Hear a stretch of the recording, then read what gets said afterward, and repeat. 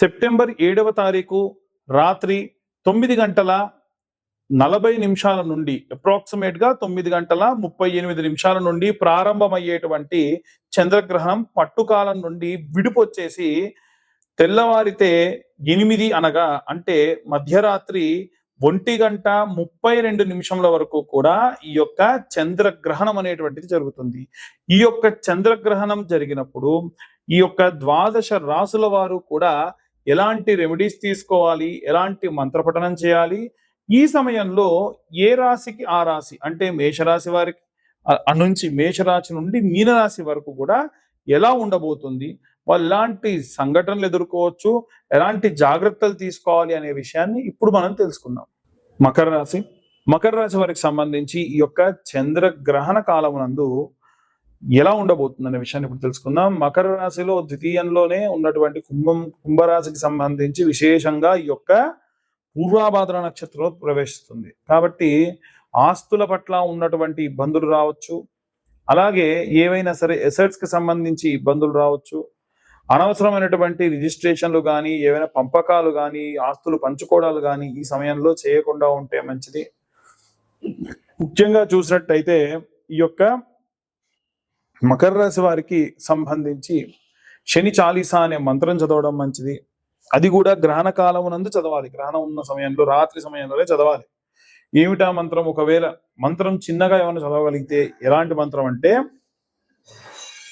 నీలాంజన సమాభాసం రవిపుత్రం యమాగ్రజం ఛాయామార్తాండ సంభూతం తం నమామి శనేశ్వరం అన్న మంత్రం చదివితే మంచిది.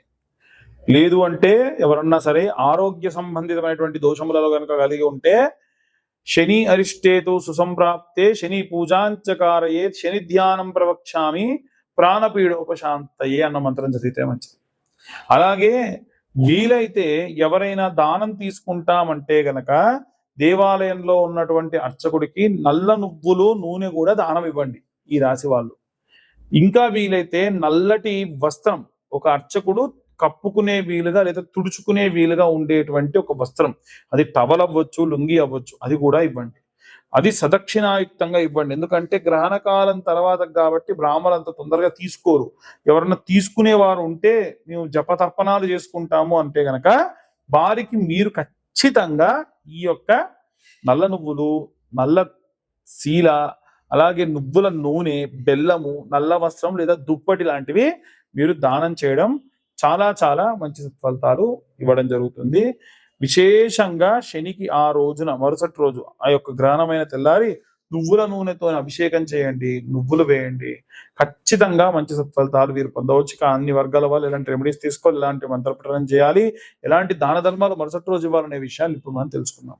చిన్నపిల్లలు, వృద్ధులు, అలాగే గృహిణులు, ఉద్యోగం చేసేటువంటి స్త్రీలు, సినీ రాజకీయ రంగాల వారు, ఉద్యోగస్తులు, వ్యాపారస్తులు, విదేశాలకు ప్రయాణం అవుతున్నటువంటి వాళ్ళు, వీరిలో ప్రత్యేకంగా కుటుంబం అంటే మన కుటుంబంలో అందరము ఉంటాము. అందరిలో కూడా ఎవరికి ఒంట్లో బాలేకుండా ఉన్నా, ఎవరికి ప్రయాణంలో ఇబ్బందులున్నా ఖచ్చితంగా మనకి ఏదో రకమైనటువంటి ఇబ్బందిగా ఉంటుంది. కాబట్టి ఇంట్లో ఉన్న అందరూ బాగుండాలి, ఏవైనా సరే ఇబ్బంది పడకుండా ఉండాలి అంటే ఈ యొక్క సెప్టెంబర్లో వచ్చేటువంటి గ్రహణకాల సమయమునందు మనం ఎలాంటి రెమెడీస్ తీసుకోవాలి, ఎలాంటి మంత్రపఠనం చేయాలనే విషయాన్ని ఇప్పుడు మనం తెలుసుకుందాం. ఈ గ్రహణ కాలంలో వీలైనంత వరకు కూడా మనము భోజనాదులు చేయకుండా, నిద్రపోకుండా, అంటే ఉదాహరణకి వచ్చేటువంటి సమయాన్ని బట్టి కొంతమందికి మాత్రం మనకు ఉపశమనం ఉంది. అందులో వృద్ధులు, ఏదైనా సరే వ్యాధితో బాధపడుతున్న వారు, అలాగే చిన్న పిల్లలు, వీరికి భోజనం చేయకూడదు. కానీ ఏవైనా సరే టీ, కాఫీ లాంటివి ప్రెగ్నెంట్ లేడీస్, అది కూడా ఎమర్జెన్సీ అయితేనే ఫ్లాస్క్ లో ఇంతంత దర్భ వేసుకొని ఉంచి ఆ కాఫీ టీని అది కూడా చాలా తక్కువ మొత్తంలో తీసుకుంటే మంచిది. అలాగే ఏవైనా సరే డ్రై ఫ్రూట్స్ లాంటివి కానీ ఏవైనా సరే ఈ గర్భిణీ స్త్రీలు తీసుకోవచ్చు. అలాగే మిగిలిన వాళ్ళందరూ కూడా మంచినీళ్ళు కూడా అది కూడా దర్భ వేసి ఉండాలి ఆ నీళ్ళలో, దానివల్ల దోషం అనేది రాదు.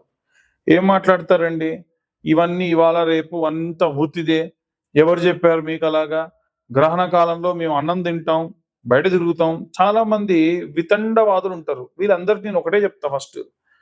గ్రహణ మొర్రి అనేటువంటి వ్యాధి రాకుండా చేయి దమ్ముంటే గ్రహణంలో కడుపుతో ఉన్న వాళ్ళు బయటికి వెళ్తే, నడి రోడ్డు మీద గర్భిణీ స్త్రీలకు మేము అన్నం తినిపిస్తాం.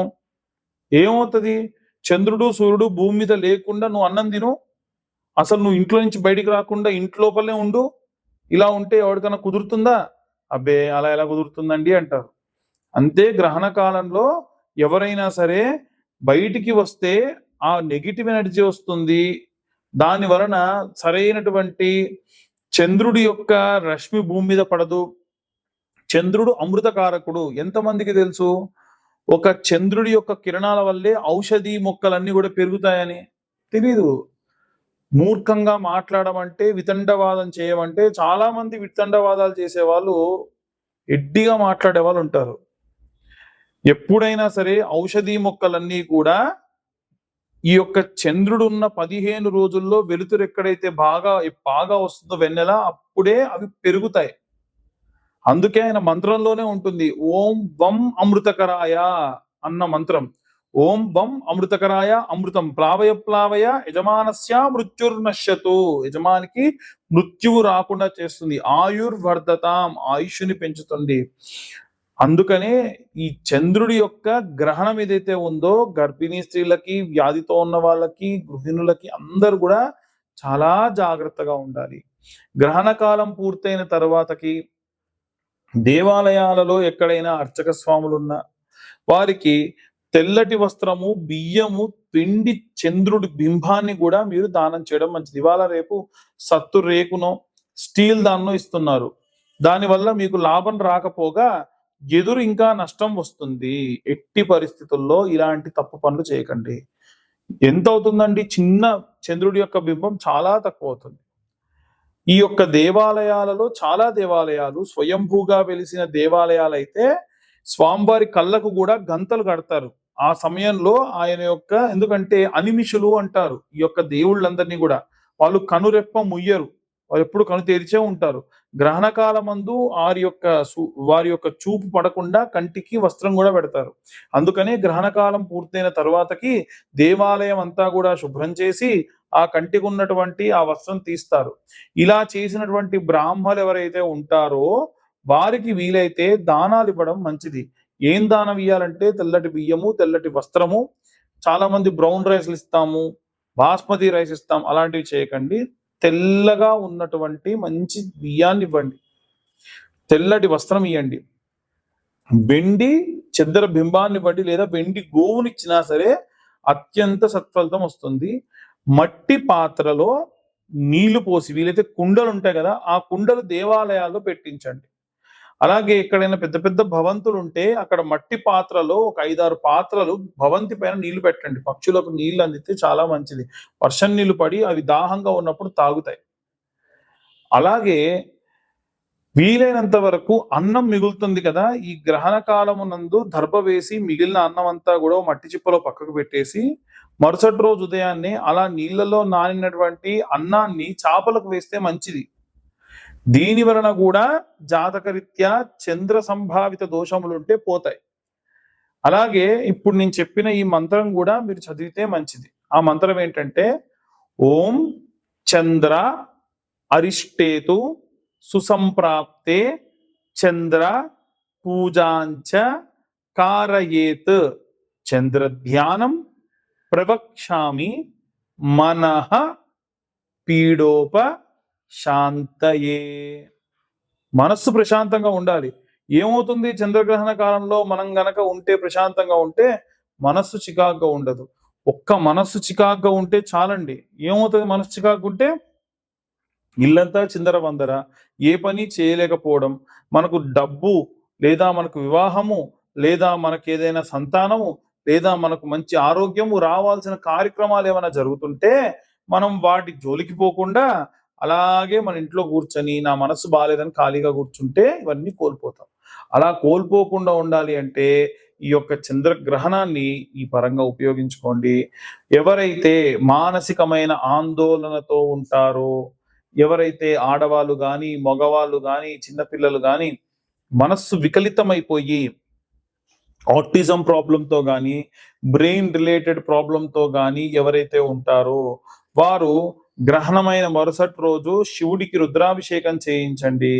గ్రహణం జరుగుతున్నంతసేపు మీకు తెలిసిన ఎవరన్నా అర్చకులు ఉంటే వారితోని 18 నుండి 20,000 సంఖ్యా జపం చేయించండి.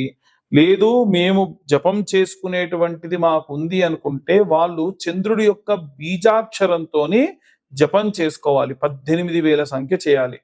గ్రహణ సమయంలో మనం చెప్పిన ప్రతి ఒక్క మంత్రం కూడా 1000 సార్లకు శక్తినిస్తుంది. 18,000 చేస్తే ఇక జీవితంలో చంద్ర సంభావిత దోషములుండవు. వారి మానసికమైనటువంటి ఆందోళనకరమైనటువంటి రోగములన్నీ కూడా తగ్గుతాయి. కాబట్టి ఈ గ్రహణాన్ని ఈ పరంగా ఉపయోగించుకోండి. ఖచ్చితంగా చెబుతున్నాను. ఆటిజం ప్రాబ్లంతో ఉన్న వాళ్ళు కానీ నత్తి మాట్లాడే వాళ్ళు కానీ సరైనటువంటి ప్రాపర్ కమ్యూనికేషన్ అందించలేని వాళ్ళు ఎవరైనా ఉన్నా సరే వారి కోసం ఈ జపం చేయించండి అర్చకులతోని. ఖచ్చితంగా మీకు సత్ఫలితాన్ని ఇస్తుంది.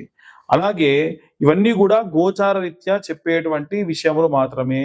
పూర్తిగా జాతకం విశ్లేషణగా కావాలి అనుకుంటే మీ పేరు, date of birth, time, place కింద ఉన్న నెంబర్కి వాట్సాప్ చేయండి. 2,025 రూపాయలు చెల్లిస్తే పూర్తిగా మీకు జాతకం విశ్లేషణతో ఇస్తాను. చాలా మంది వీడియో పంపించి మాకు ఆ మాల ఇవ్వండి, మాకు జ్వాలాముఖి మాల ఇవ్వండి అంటున్నారు.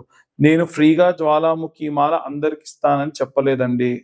ఎందుకంటే ఆ మాలకు అయ్యేటువంటి ఖర్చే ఓ 1,116 ఉంటుంది. నేను జాతకం చెప్పించుకున్న వాళ్ళు ఎవరైతే ఉంటారో 2,025 రూపాయలు కట్టి వారికి ఆ మాల నేను కొరియర్ చేస్తా అని చెప్పా. అలాగే ఇప్పటికీ చెప్తున్నాను. ఎందుకు అంటే ఉన్న సమయం అనేటువంటిది వీరందరికీ బాగుండాలనేది నా ఉద్దేశం. కాబట్టి అందరూ కూడా ఈ గ్రహణాన్ని పాటించండి. శ్రద్ధగా వీలైనంత వరకు జపం చేయండి. సర్వే జనా సుఖినో భవంతు. స్వస్తి.